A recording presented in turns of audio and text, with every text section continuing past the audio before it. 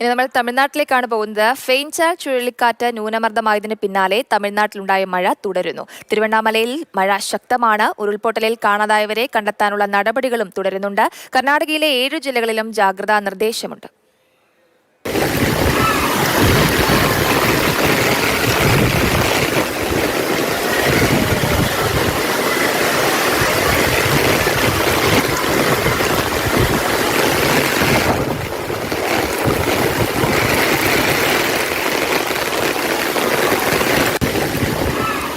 വിവരങ്ങളുമായി നമുക്കിപ്പം KB ശ്രീധരൻ ചേരുന്നുണ്ട്. ശ്രീധരൻ, മഴയ്ക്ക് ഒട്ടും തന്നെ ശമനമില്ലാത്തൊരു സാഹചര്യമാണോ അവിടെ ഉള്ളത്?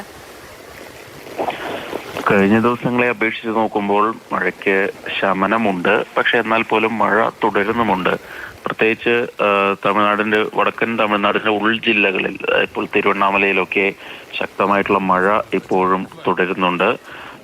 അതായത് ഈ അതിതീവ്ര ന്യൂനമർദ്ദം ഇപ്പോൾ ഉള്ളത് തിരുവണ്ണാമലയ്ക്ക് സമീപമാണ്. അതുകൊണ്ടാണ് ഇന്നലെ മുതൽ അവിടെ ശക്തമായ മഴ പെയ്യുന്നത്.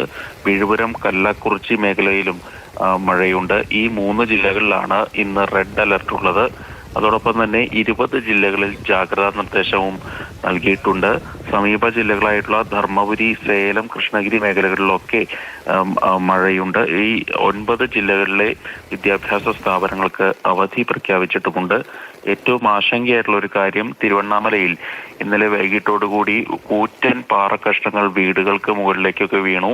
അങ്ങനെ 2 വീടുകൾക്ക് മുകളിൽ വീണ് മണ്ണ് ഉൾപ്പെടെ ഉരുൾപൊട്ടലിനെ തുടർന്ന് പാറക്കഷ്ണങ്ങളും മണ്ണും വീടുകൾക്ക് മുകളിൽ വീണ് അതിൽ 7 പേർ കുടുങ്ങിക്കിടക്കുന്നതായിട്ടുള്ള വിവരമുണ്ടായിരുന്നു.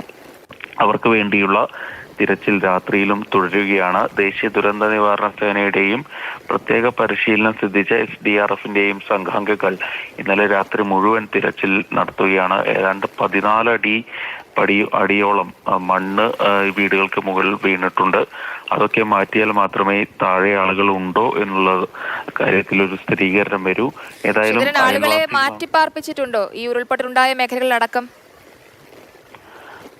നേരത്തെ തന്നെ ആളുകളെ മാറ്റി പാർപ്പിച്ചിരുന്നു. പക്ഷേ അതിനിടയിലാണ് ഈ അണ്ണാമലൈ കുന്നിന് താഴെ ഈ തരത്തിൽ ഉരുൾപൊട്ടി ഈ വീടുകൾക്ക് മുകളിലേക്ക് മണ്ണ് വീണത്. ഏതായാലും കുട്ടികൾ ഉൾപ്പെടെ 7 പേരാണ് ഈ മണ്ണിനടിയിൽ ഉള്ളതായി സംശയമുള്ളത്. അവർക്ക് വേണ്ടിയുള്ള തിരച്ചിൽ ഇന്നലെ രാത്രിയും അതുപോലെ തന്നെ ഇപ്പോഴും തുടർന്നുകൊണ്ടിരിക്കുകയാണ്. വലിയ തോതിൽ മണ്ണ് നീക്കം ചെയ്ത് ഒരു വലിയ കൂറ്റൻ പാറക്കഷ്ണങ്ങളും ഉണ്ട്. ആ പാറയെ കൂടി മാറ്റിയാൽ മാത്രമേ വീട് നിന്നിരുന്ന ഭാഗത്ത് കൃത്യമായിട്ട് പരിശോധന നടത്താൻ സാധിക്കുകയുള്ളൂ. ഏതായാലും അതൊരു വലിയ വെല്ലുവിളിയാണ്. കാലാവസ്ഥയും മോശമായി തുടരുന്നുണ്ട്. നിലവിലേതായാലും അവിടെ പരിശോധനകൾ നടന്നുകൊണ്ടിരിക്കുന്നു.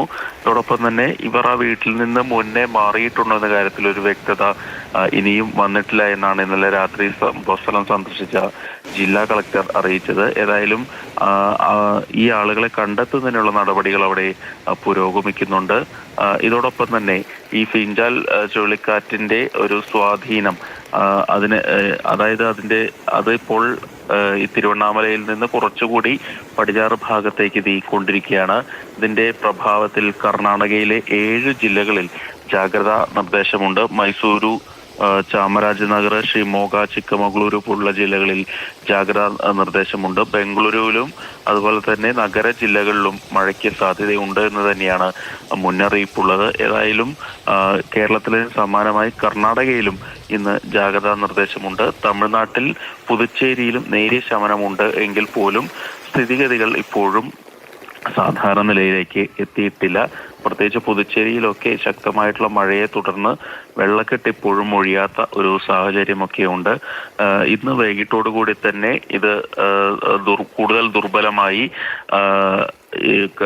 സാധാരണ നിലയിലേക്ക് പോകും എന്ന് തന്നെയാണ് കാലാവസ്ഥാ നിരീക്ഷണ കേന്ദ്രത്തിന്റെ മുന്നറിയിപ്പുള്ളത്. ശരി ശ്രീധരൻ, എന്തായാലും തമിഴ്നാട്ടിൽ ശക്തമായ മഴ തുടരുകയാണ്. ഉരുൾപൊട്ടലിൽ കാണാതായവരെ കണ്ടെത്താനുള്ള നടപടികളും പുരോഗമിക്കുകയാണ്. KB ശ്രീധരനാണ് വിവരങ്ങൾ പങ്കുവച്ചത്.